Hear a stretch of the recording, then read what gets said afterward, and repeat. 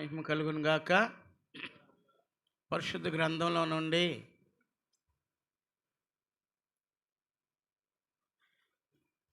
యేసు ప్రభు మరి అనుసరించినటువంటి మరి మార్కు పౌలు గారికి పరిచారకుడైన మార్కు మరి మార్కు సువార్త పరిశుద్ధుడైన మార్కు సువార్త 9వ అధ్యాయము 23వ వచనం చదువుకుందాం. అందుకు యేసు, నమ్ముట నీ వలనైతే నమ్మువానికి సమస్తమును సాధ్యమే అని అతనితో చెప్పాను. వెంటనే ఆ చిన్నవాని తండ్రి, నమ్ముచున్నాను, నాకు అపనమ్మకము రాకుండా సహాయము చేయమని బిగ్గరగా చెప్పాను. చాలు. దేవుని స్తోత్రాలు. ప్రభువారి మాటలు మన హృదయాలకు బహుగా ఆశీర్వదించి విస్తరింపచేయునుగాక. ఆమేన్. ఈ యొక్క లేఖన భాగం మనం అనేక సార్లు జ్ఞాపకం చేసుకున్నాం. ఈ జరిగినటువంటి సంగతి ఏంటంటే, ఒక ఆయనకి ఒక కుమారుడు ఉన్నాడు. ఆయనకి దయ్యం పట్టి మరి బాల్యం నుండి కూడా మరి మూర్ఛలు వస్తూ ఉండేవి. ఫిట్స్ వచ్చినప్పుడల్లా ఏం చేస్తారంటే కిందపడి మరి కొట్టుకులాడుతూ, లేకపోతే కిందపడి నురగ కార్చుకుంటూ ఉంటారు. ఆయా సమయాల్లో అగ్నిలోనూ నీళ్ళల్లోనూ దూకాలనే ప్రయత్నాలు కూడా చేస్తూ ఉంటారు. ఇదొక దయ్యం అన్నమాట. అయితే యేసు ప్రభు శిష్యుల దగ్గరికి ఈయన్ని తన తండ్రి తీసుకొచ్చాడు. శిష్యులు మరి ఆ పిల్లవాని కొరకు ప్రార్థన చేశారు, కానీ మరి అది వదిలిపోలేదు. ఆ తర్వాత యేసు ప్రభు దగ్గరికి వచ్చాడు. యేసు ప్రభు వారు అన్నారు, నేను చేస్తానని నువ్వు నమ్ముతున్నావా అన్నాడు. దేవుని స్తోత్రాలు. నమ్ముతున్నానని చెప్పాడు. అందుకని ఇక్కడ యేసుక్రీస్తు ప్రభు నమ్మే ప్రతి వారితో కూడా చెప్తున్నటువంటి ఒక మాట ఏంటి అని అంటే, నమ్ముట నీ వలనైతే నమ్మువానికి సమస్తము సాధ్యమే. దేవుని స్తోత్రం చెప్పండి. హల్లెలూయా. నమ్ముట నీ వలనైతే నమ్మువానికి సమస్తమును సాధ్యమే. కనుక ప్రియులరా, దేవుని యొక్క మాటను మనం ఏం చేయాలంటే నమ్మాలి. దేవుని యొక్క మాటను మనం ఏం చేయాలి? నమ్మాలి. నీకు ఏదైనా దేవుడు వాగ్దానం ఇచ్చాడు అని అంటే, లేకపోతే దేవుడు నీకు ఏదైనా ఒక చక్కని దర్శనాన్ని, ఒక కళను కానీ ఇచ్చాడంటే దాన్ని నమ్మాలి. నమ్మి అది కీడు కలిగించేదైతే అలాగా మరి రావద్దు ప్రభువా, దయచేసి ఆ కీడుని తప్పించాలి, అపాయాన్ని తప్పించాలని ప్రార్థించాలి. తప్పనిసరిగా దేవుడు కార్యం చేస్తాడు. లేదు అది మేలు కలిగించేది అనుకోండి, ఆ సమయంలోనైనా సరే దానిని నమ్మి దేవుని దగ్గర మనం ప్రార్థన చేస్తే నమ్మినటువంటి వారికి అసాధ్యమైంది ఏది కూడా లేదు. దేవుడు సమస్తాన్ని కూడా సాధ్యపరచగలిగినటువంటి గొప్ప దేవుడు యేసుక్రీస్తు ప్రభువారు. కాబట్టి యేసుక్రీస్తు ప్రభు చెబుతున్నటువంటి మాట ఏంటంటే, నమ్ముట నీ వలనైతే నమ్మువానికి సమస్తమును సాధ్యమే అన్నారు. అలాగే అనేక చోట్ల బైబిల్ గ్రంథంలో నీ నమ్మిక చొప్పునే నీకు కలుగునుగాక, జరుగునుగాక అనే మాటను దేవుడు చాలాసార్లు యేసుప్రభువారు ఉపయోగించారండి. యేసుప్రభువారు చాలాసార్లు నీ నమ్మిక చొప్పున, లేకపోతే నీ విశ్వాసం చొప్పున నీకు జరుగునుగాక, నీ నమ్మిక చొప్పున నీకు కలుగునుగాక అని అనేక పర్యాయాలు యేసుక్రీస్తు ప్రభువారు మాట్లాడి ఉన్నారు. దేవునికి స్తోత్రం చెప్పండి. హల్లెలూయా. ఆ మాటల్లో భాగంగానే ఇక్కడ మనం చదువుకున్నటువంటి ఈ మాట ఆయన మాట్లాడుతూ ఏమంటున్నాడంటే, నమ్మితే దేన్నైనా సాధ్యపరచగలరు అన్నాడు. ఎవరు సాధ్యపరచగలరో చెప్పండి. ఎవరు సాధ్యపరిచేది?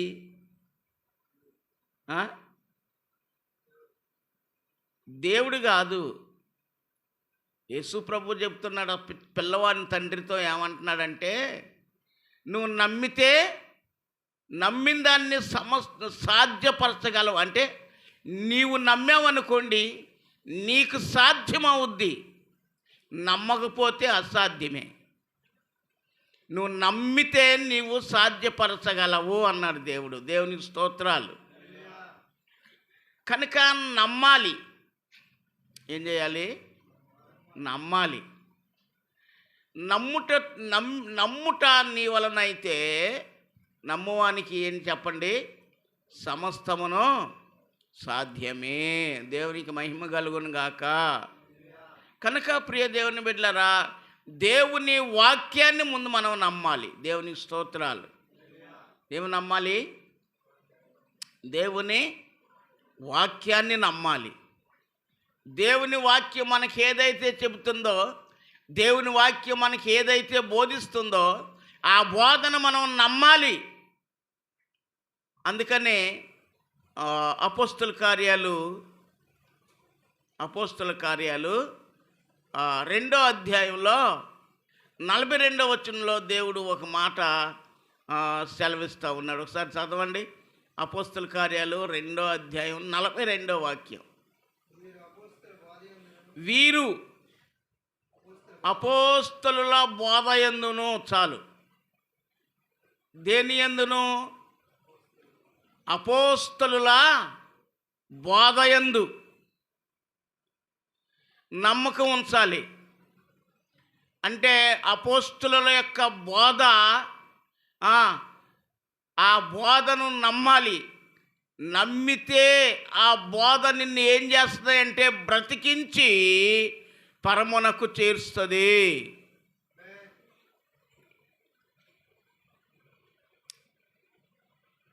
అపోస్తలులు ఎవరిని గురించి ప్రకటించారు?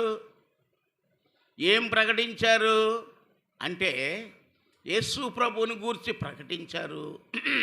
ఆ తర్వాత యేసు ప్రభు వారికి శక్తిని అనుగ్రహించిన కొలది వారు చాలా అద్భుత కార్యాలు జరిగించారండి.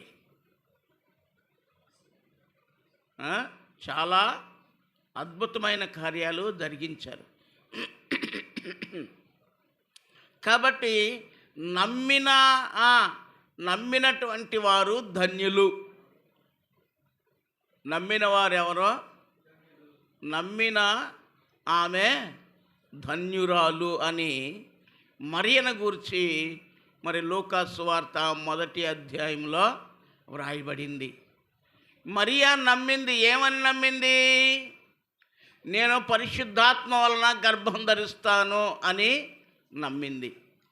దూత చెప్పగానే ఆ దూత మాటని ప్రక్కకు తోసివేయలేదు. తోసివేశారా? తోసివేసిందా మరియా? త్రోసివేయలా. నేను పెళ్ళిగా దాన్ని నాకు ఈ గర్భం రావటం ఏంటి, నేను రావటం ఏంటి అని అడిగింది. అనుమానంతో అడిగింది. అడిగిన తర్వాత దేవుడు స్పష్టంగా దేవుని దూత మాట్లాడాడు.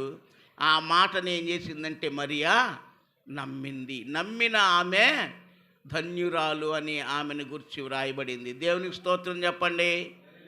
హల్లెలూయా. కనుక నమ్మిన ఆమె ధన్యురాలు అయినట్లుగా ఎవరైతే నమ్ముతారో మరియతో కూడా అనేకులు నమ్మిన ప్రతి వారు కూడా ధన్యులవుతారు అని దేవుని యొక్క వాక్యం తెలియజేస్తూ ఉంది. దేవునికి స్తోత్రాలు చెప్పండి గట్టిగా. దేవునికి స్తోత్రాలు. కనుక నమ్మాలి. ఏం చేయాలా? దేవుని యొక్క మాటను ఏం చేయాలి? నమ్మాలి. ఈ దినాల్లో దేవుని మాటల మీద నమ్మకం ఉంచట్లేదు. కానీ మనుష్యులు ఏదైనా చెబితే దానిని నమ్మి దానికోసం ఎదురు చూస్తూ ఉంటారు. దేవుని వాక్యం, నీకు వచ్చిన వాగ్దానం, కళ లేదా దర్శనం, దేవుడు నీకు చూపించిన దాని మీద ఆధారపడి ఉండటం లేదు. కానీ మనుష్యులు మాట ఇచ్చి చేస్తాను అని చెప్పి ఎప్పుడైతే మాట ఇస్తున్నారో ఆ మాటను నమ్ముతున్నారు, దాని మీద విశ్వాసం ఉంచుతున్నారు. చివరకు వాళ్ళు ఏం చేస్తున్నారా? చేయటం లేదు. వాళ్ళు చెయ్యరు.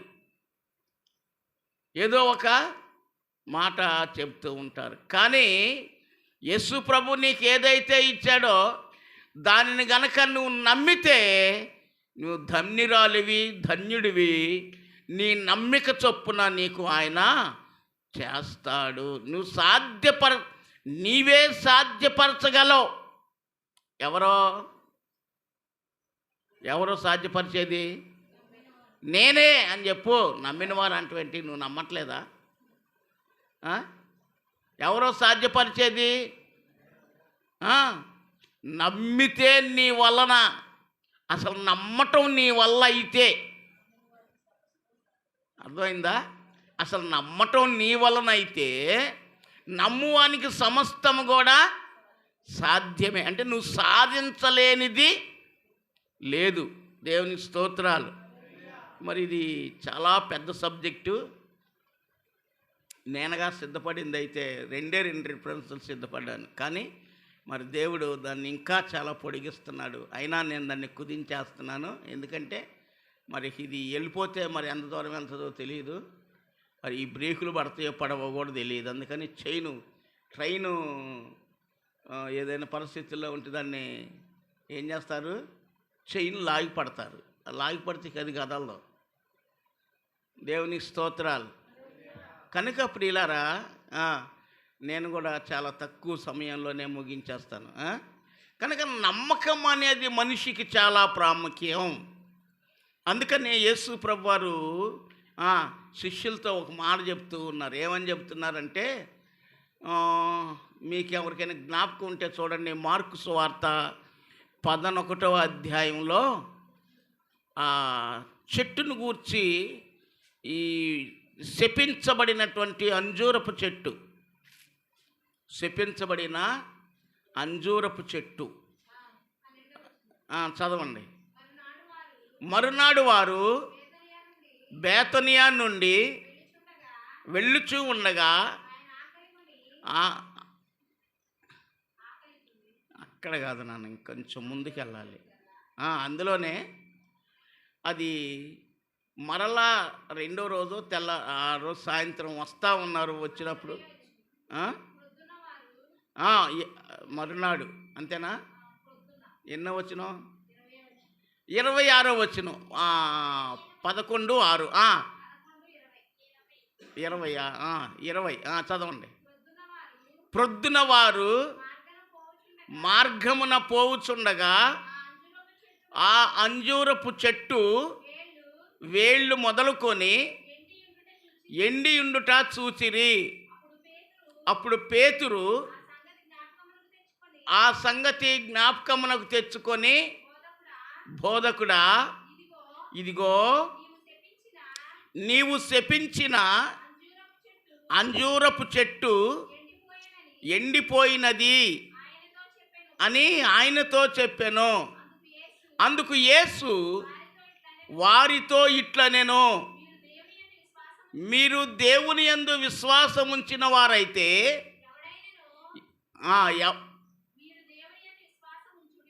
మీరు దేవుని యందు విశ్వాసం ఉంచుడి.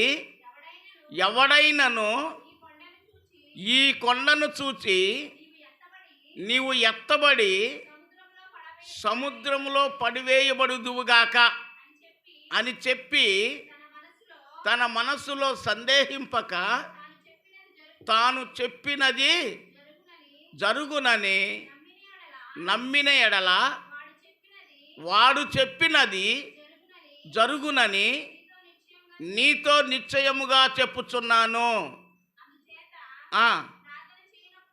ఆ, చాలు చాలు. ఇక్కడ దేవుని వాక్యాన్ని జ్ఞాపకం చేస్తుంటే ఈ యొక్క అంజూరపు చెట్టు ఆ, మరి క్రిందటి రోజు ఆయన శపించాడు.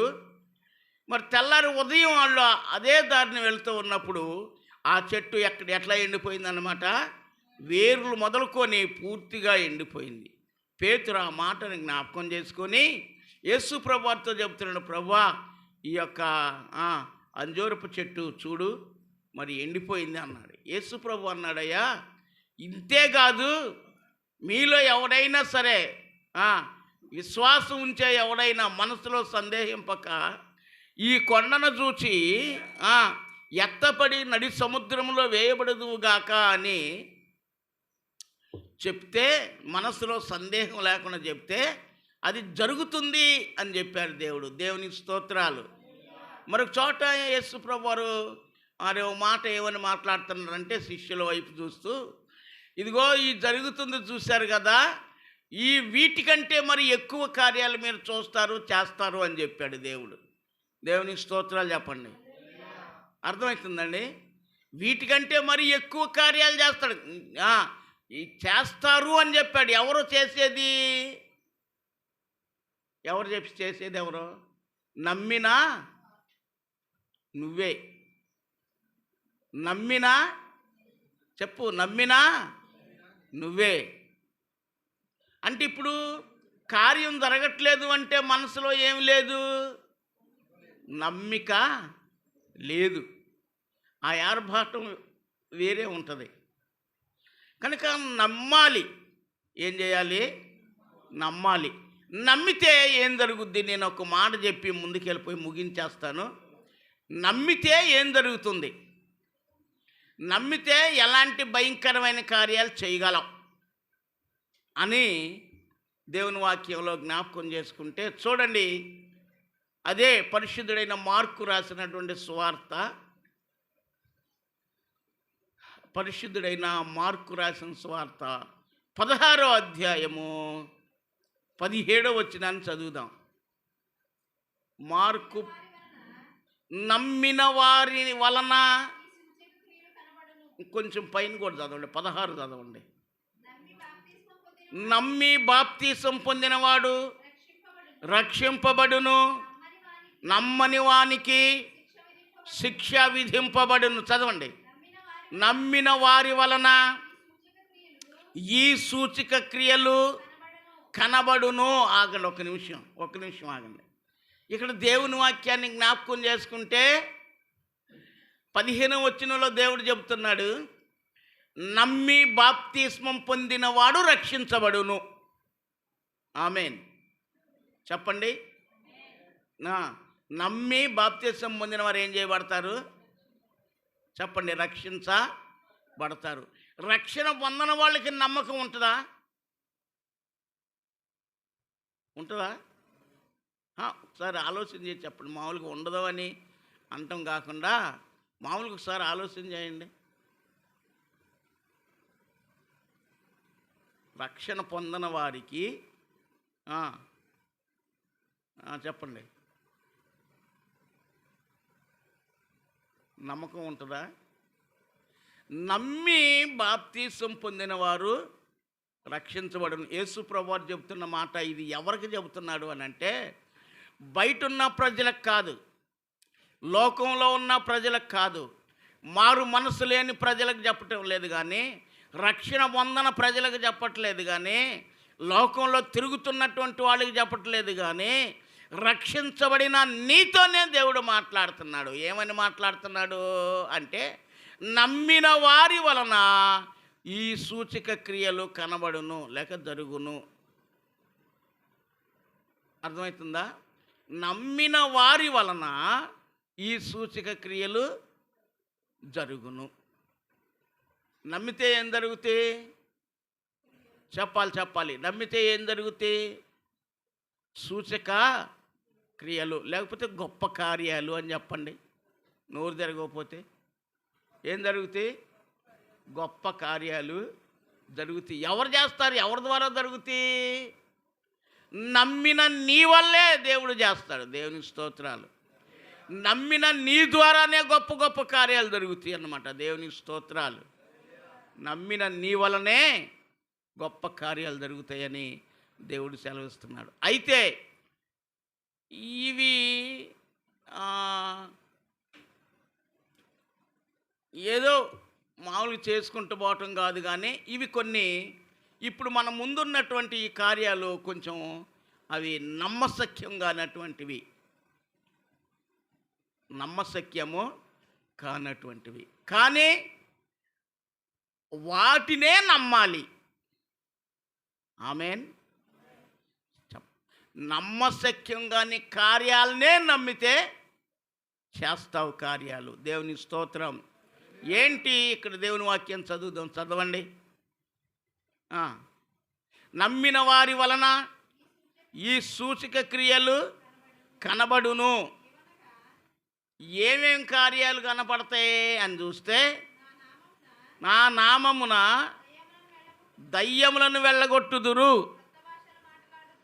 క్రొత్త భాషలు మాట్లాడుదురు. పాములను ఎత్తి పట్టుకొందురు. మరణకరమైనది ఏది త్రాగినను అది వారికి హాని చేయదు. రోగుల మీద చేతులు ఉంచినప్పుడు వారి స్వస్థత పొందుదురని వారితో చెప్పాను. మరొక చోట లోక సువార్తలో ఏం చెప్తాడంటే, నాగుపాములను ఎత్తి పట్టుకొందురు, భుజంగములను అణగద్రొక్కుదురు అన్నాడు దేవుడు. దేవునికి స్తోత్రం చెప్పండి. హల్లెలూయా. కొదమ సింహములను అణగద్రొక్కుతారు, నాగుపాములను ఎత్తి పట్టుకుంటారు, భుజంగాలను అనగద్రొక్కుతారు. ఏమైనా సాధ్యమేనా ఇది? ఇప్పుడు నేను అడుగుతున్నా, చెప్పండి, ఇది సాధ్యమేనా? ఇప్పుడు రోగిని స్వస్థపరచటం అంటే నమ్ముతాం, సాధ్యం. మరి పావును ఎట్ట పట్టుకుంటావు? ఎత్తి పట్టుకుంటావా? వాళ్ళని చూస్తేనే దరిదాపుల్లో ఉండకుండా పరిగెత్తారు. దేవుని స్తోత్రం చెప్పండి. అది మన పక్కగా వెళ్తున్నా, మనం అదరక బెదరక మనం దాని పక్కన వెళ్తుంటే దాన్ని నువ్వేం చెయ్యవు గనక అది నిన్నేం చేయదు. అర్థమవుతుందా? దాన్ని నువ్వేమి చెయ్యవు గనక అది నిన్నేం చేయదు. నువ్వేమన్నా చేస్తేనే నీ మీద తిరగబడద్ది. అర్థమైందా? పోతుంది, పోనీ అవి పోం అని కేకెత్తే ఎగిరిపోయి అడుగు దూకిద్ది. ఏదైనా పగబడితే పగబట్టవచ్చు. దేవుని స్తోత్రాలు. ఇది సాధ్యపడేదేనా అనే నేను అడుగుతూ ఉన్నాను. కానీ నమ్మితే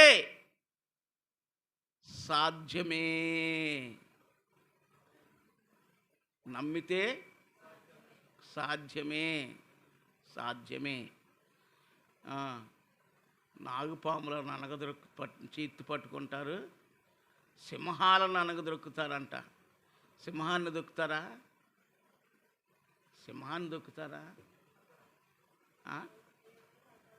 ఎంత దూరం పరిగెత్తావు? ఎంత పరిగెత్తినా అది నేను నీ అమ్మడు పరిగెత్తింది, కానీ దానికి కంటపడకుండా ఉండాలి. దేవుని స్తోత్రం. హల్లెలూయా. నమ్మిన వారి వలన ఈ సూచక క్రియలు కనబడును. ఏవనగా, నా నామమున మీరు దయ్యములను వెళ్ళగొట్టుదురు అన్నాడు. దేవునికి స్తోత్రాలు. ఈ రోజుల్లో దయ్యాలను వెళ్ళగొట్టడానికి రకరకాలైన పద్ధతులు చేస్తున్నారు. యేసు ప్రభు వారు దయ్యాలను వెళ్ళగొట్టడానికి ఏ కర్ర ఉపయోగించలేదు. ఉపయోగించాడా? చీపురు గట్ట ఉపయోగించాడా? లేకపోతే ఎడంకాలు చెప్పు ఉపయోగించాడా? ఒకచోట నేను ప్రార్థనకి వెళ్తే ఆ పిల్లడికి దయ్యం బట్టి రకరకాల పిచ్చిగా చేస్తాను. నువ్వు ఎవరవే చెప్పు అంటుంది అమ్మగారు. ఒక అమ్మగారు నీకెందుకు, నేను చెప్పను, నాతో నీకేం పని నువ్వు చెబుతువా కంట్లో కారం పోసానా?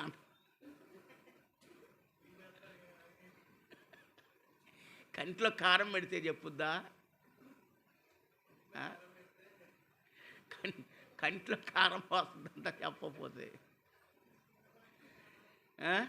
ఓ సేవకుడు నాకు తెలిసినటువంటి దైవజనులు ఉన్నారు. వాళ్ళైతే ఏం చేస్తారంటే చీపురు గట్ట తీసుకొని ఎడా పెడా బాతుతారు. యేసుప్రభు వాళ్ళ బాధాడా ఎక్కడన్నా? బాధారా? కొంతమంది ఉన్నారు జుట్టు చేతికి మెలకేసుకుంటారు. స్త్రీలను అయితే జుట్టు చేతికి మెలకేసుకుంటారు. నేను చూసా. ఏంటి జడ ఉంటుందిగా, ఆ జడ చేతికి మెలకేసుకుంటారు. అది మగవాళ్ళని అయితే తలకాయ పట్టుకుంటారు. అది పద్ధతి కానే కాదు. యేసుప్రభు ఏమన్నాడు? అపవాదిని గద్దించగా అది ఏమైపోయింది? పారిపోయింది. అంతే. గద్దించు, యేసు పేరు చెప్పి, యేసు నజరేయుడైన యేసు, సిలువ వేయబడిన యేసు పేరు చెప్పి, ఏ దయ్యమా పో అంటే ఉంటుందా ఏంటి? ఉంటుందా? ఉండదండి. ఉండదు ఉండదు ఉండదు. ఎవరు చేయాలి ఇది? అందరూ చేయరు, అందరూ చేయకూడదు. ఒకసారి మేము ఒక అమ్మాయికి దయ్యాన్ని నిలగొడుతున్నాం మా చర్చిలో. ఎక్కడ? వెంకటాపురం, అంటే మైలవరం దగ్గర, ఎన్టీఆర్ జిల్లా మైలవరం దగ్గర వెంకటాపురంలో పరిచర్య చేస్తున్నప్పుడు ఆ అమ్మాయికి దయ్యం కాదు కానీ మరి అదొక మెంటల్గా అప్సెట్ అయిపోయింది. ఒక ఇన్సిడెంట్ జరిగింది. ఆ ఇన్సిడెంట్లో మెంటల్గా అప్సెట్ అయిపోయింది. దాన్ని దయ్యం దయ్యం దయ్యం దయ్యం అని కావించారు అన్నారు. కానీ చివరికి అది కాదు. సరే, మేము ఆ రాత్రి అంతా ప్రార్థన చేసాము. తెల్లారి పొద్దున పూట మేము నైట్ అంతా ప్రార్థన చేస్తే మా మందిరం పక్కన ఒక ఆమె విన్నది. ఈయన పొద్దున్నే వచ్చింది. పొద్దున్నే వస్తే ఏంటి మీరు తెల్లారులు ప్రార్థన చేశారు? ఏం లేదు, బాగలేదు, నేను ప్రార్థన చేస్తా చూడు, ఇప్పుడు దెబ్బకి వెళ్ళిపోద్ది అని ఒంగోని ఆమె తలకాయ మీద చేయబెట్టి పా అలా ఏడకపోయానని చెప్పి కాండ్రకి మొహం అంతా ఊసేసింది. రియల్. తర్వాత మేము ప్రార్థన చేసేటప్పుడు మా పాస్టర్ గారు చాలా చక్కగా వాళ్ళ మేనగోళ్ళే, మా పాస్టర్ గారు వాళ్ళ మేనగోళ్ళే, చక్కగా కూర్చొని దగ్గరకు తీసుకొని ఏంటి విషయం అసలు ఇలా ఏంటి అని సంగితే అది లవ్ ఫెయిల్ అయ్యిందని చెప్పింది అన్నమాట ఆమె.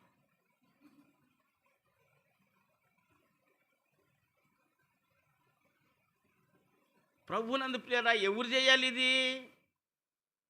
ఆమె జుట్టు పట్టుకొని ముఖం మీద ఊసి వంగదీసి ఆమె మీద కూర్చుంది. ఇంకేం చేస్తావు?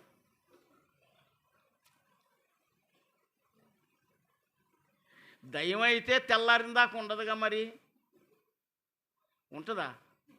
యేసుప్రభు నామం చేసి తెల్లారులు మా దాంతో మేమంతే. ఇంక మేము 7గురం ప్రార్థన చేయటం ఎందుకు ఇంకక్కడ? కనుక నమ్మిన వారి వలన ఈ కార్యాలు జరుగుతాయి. ఏ కార్యాలు? యేసు ప్రభు నామం పేరిట దయ్యాలను వెళ్ళగొడతారు. దేవుని స్తోత్రాలు. యేసు ప్రభు నామం పేరిట రోగాలను స్వస్థపరుస్తారు. దేవుని స్తోత్రాలు. అలాంటి కార్యాలు ఇక్కడ ఎన్నో జరిగినాయి.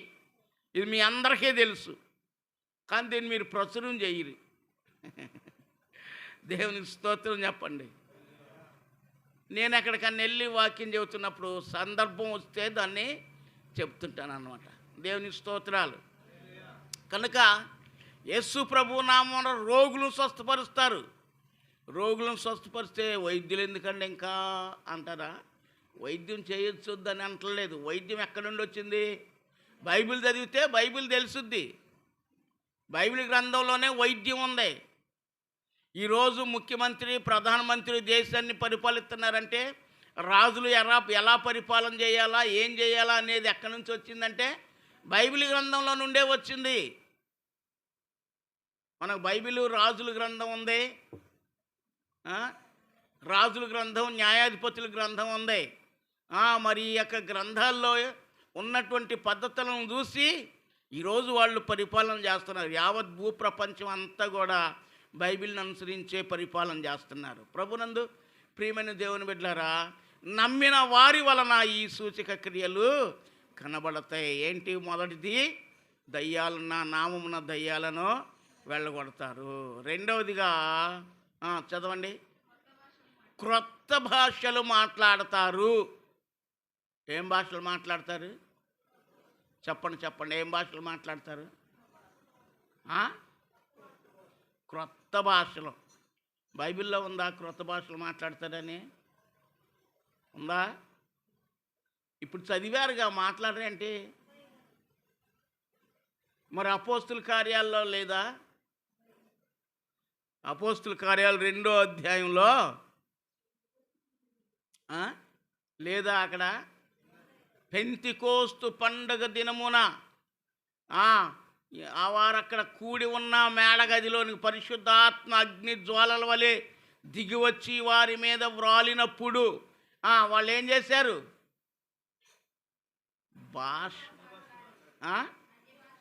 అన్య భాషల్లో మాట్లాడారు, క్రొత్త భాషల్లో మాట్లాడారు. ఇక్కడ అపోస్తులేమో అన్య భాషలను రాశారు, యేసు ప్రభువారేమో క్రొత్త భాషలు అని చెప్పారు. దేవునికి స్తోత్రం చెప్పండి. హల్లెలూయా చెప్పండి. హల్లెలూయా. యోవేలు ప్రవక్త ఏమని ప్రవచనం చెప్పాడు?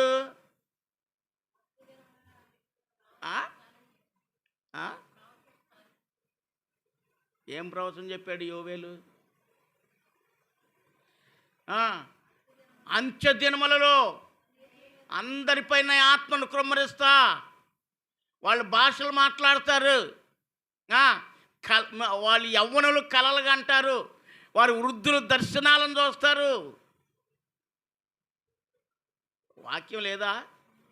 దేవుని స్తోత్రం చెప్పండి. హల్లెలూయా. ఆనాడు ఏం జరుగుతుందో ఈనాడు కూడా అదే జరుగుతుంది. కనుక నమ్మిన వారి వలన ఈ సూచక క్రియలు కనబడతాయి. 1, దయ్యాలను వెళ్ళగొడతాం. 2, రోగులను స్వస్థపడతాం. 3వది, క్రొత్త భాషలు మాట్లాడటం. తర్వాత చదవండి, పాములను ఎత్తి పట్టుకోవడం. మరణకరమైనది ఏది త్రాగిననో అది వారికి హాని చేయదు. ఈ సందర్భంలో ఒక చిన్న ఇన్సిడెంట్స్, చిన్న మాట జ్ఞాపకం చేస్తాను. ఎప్పుడో నా చిన్నతనంలో నేను విన్నాను, అది విన్నది నాకు ఇప్పటికీ కూడా జ్ఞాపకం ఉంది. రష్యా దేశంలో ఇలాగే సువార్త ప్రకటించడానికి వెళ్తే రష్యన్ యేసు ప్రభు నంబర్ ఎప్పుడో బీసీ కాలం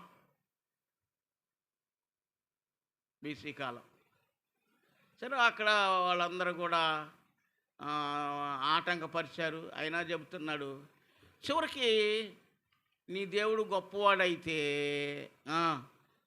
మరి మరణకరమైంది ఏది తాగితే ఏం హాని చేయదన్నావు కదా, మరి నిజంగా నీ దేవుడు గొప్పవాడైతే మేము విషమిస్తాం, తాగితావా అన్నాడు.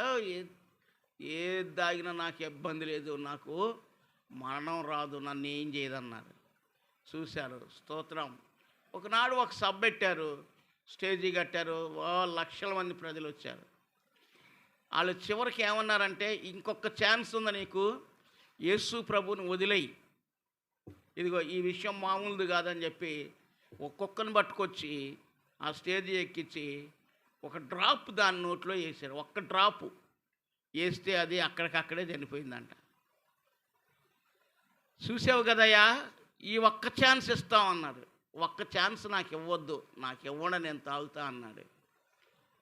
ఇచ్చారు, అది బాటిల్ ఇచ్చేశారు. ఓపెన్ చేసి తండ్రి కుమార పరిశుద్ధాత్మ నామములో ప్రార్థన చేశాడు. ఇదే వాగ్దానాన్ని ఎత్తి ప్రార్థన చేశాడు. ప్రార్థన చేసి బాటిల్ అంతా ఎత్తి కట కట గట గట గట గట దాగి ఆ బాటిల్ కింద పడేసాడు. తొనకట్లా, బెనకట్లా, తోలట్లా, ఏం చేయట్లా. ఆయనే అలాగే నిలబడి వాళ్ళతో మాట్లాడుతూ ఉన్నాడు. ఆ స్- ఆ- ఆ సందర్భంలో అది చూసిన అక్కడ ఉన్నటువంటి ప్రజలందరూ కూడా యేసు ప్రభువుని నమ్ముకున్నారన్నమాట. దేవుని స్తోత్రాలు. అని నా చిన్నతనంలో మరి ఒక పాస్టర్ గారు ఇలా చెబుతుంటే విన్నాను. అది ఇప్పటికీ కూడా జ్ఞాపకం ఉంది. మరణకరమైనది ఏది త్రాగినను ఎంత మాత్రము అది హాని చేయదు. ఇంకా రోగుల మీద చేతులు ఉంచినప్పుడు వారు స్వస్థవు. రోగులు స్వస్థపడుతుడయ్యా, రోగులు స్వస్థపడుతుడంట, మరి హాస్పిటల్లో ఎందుకో అంట. డాక్టర్లు సాధ్యపరచలేని దాన్ని సాధ్యపరిచే దేవుడు. నమ్మాలి. నమ్మిన వారి వలన ఈ సూచక క్రియలు జరుగును, కనబడును. వారి చేత దేవుడే చేపిస్తాడు. ఆ అధికారాన్ని ఇచ్చి యేసుక్రీస్తు ప్రభువారు చేస్తాడు. ఇంకో మాట చదవండి, మత్తయి 9లో చదవండి. అదే మాట మత్తయి 9 మొదటి నుంచి చదవండి.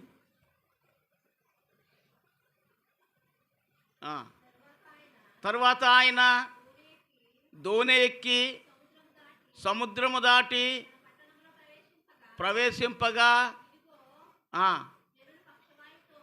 ఎక్కడండి? కాదండి, మత్తయి 10 చదవండి. మత్తయి 10. ఆయన తన 12 మంది శిష్యులను పిలిచి అపవిత్రాత్మలను వెళ్ళగొట్టుటకును, ప్రతి విధమైన రోగమును, ప్రతి విధమైన వ్యాధిని స్వస్థపరచుటకును వారికి అధికారము ఇచ్చెను. ఇంకా ముందుకు చదవండి. అదే సరే, అక్కడ వద్దే అది. తర్వాత లూకా సువార్త 9వ అధ్యాయంలో కూడా ఇదే చదవండి. లూకా సువార్త 9వ అధ్యాయంలో కూడా చదవండి.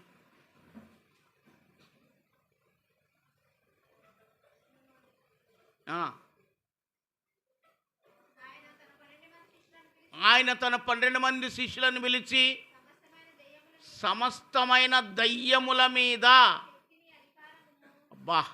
శక్తిని, అధికారమును, రోగమును స్వస్థపరచు వరమును వారికి అనుగ్రహించి దేవుని రాజ్యమును ప్రకటించుటకు వారిని పంపించాడు. దేవుని స్తోత్రం చెప్పండి. ఏమిచ్చాడు ఇక్కడ? ఏమిచ్చాడు? అధికారంతో పాటు ఇంకోటి ఏమిచ్చాడు? శక్తి. దేవుడు గట్టిగా ఒకసారి మీ స్వరం ఎత్తి ఒకసారి స్తోత్రం చెప్పండి. ఇంకొంచెం గట్టిగా. కనుక దేవుని బిడ్డలారా, నమ్మితే అది ఎలాంటి కార్యాన్నైనా సరే చేయగలిగిన సమర్థత ఎవరికి ఉంటుంది అంటే నమ్మినటువంటి వారికి ఉంటుంది అని ఇక్కడ దేవుని యొక్క వాక్యం స్పష్టంగా తెలియజేస్తుంది. అంటే నమ్మిన వాళ్ళు చేస్తారంటే యేసు ప్రభు లేకుండా చేస్తారని కాదని అర్థం. ఆయన దగ్గరేగా, ఆయన పేరు లేకుండా చేస్తారా? చెయ్యరు. దేవునికి స్తోత్రాలు. కనుక ప్రభునందు ప్రియమైన దేవుని బిడ్డలారా, నమ్మిన వారి వలన ఈ సూచక క్రియలు కనబడును. అదే ప్రభు అన్నారు, నేను చేసిన వాటికంటే మరి ఎక్కువగా గొప్ప కార్యాలు చూస్తారు, చేస్తారు అని చెప్పాడు. అలాగే ఈ అపోస్తలులు వారి సేవా జీవితంలో గొప్ప గొప్ప కార్యాలు చేశారు, చూచారు.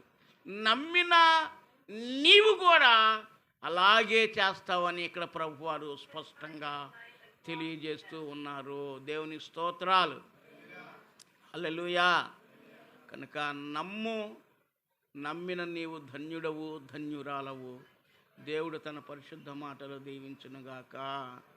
ఆమేన్. ప్రార్థన చేసుకుందాం.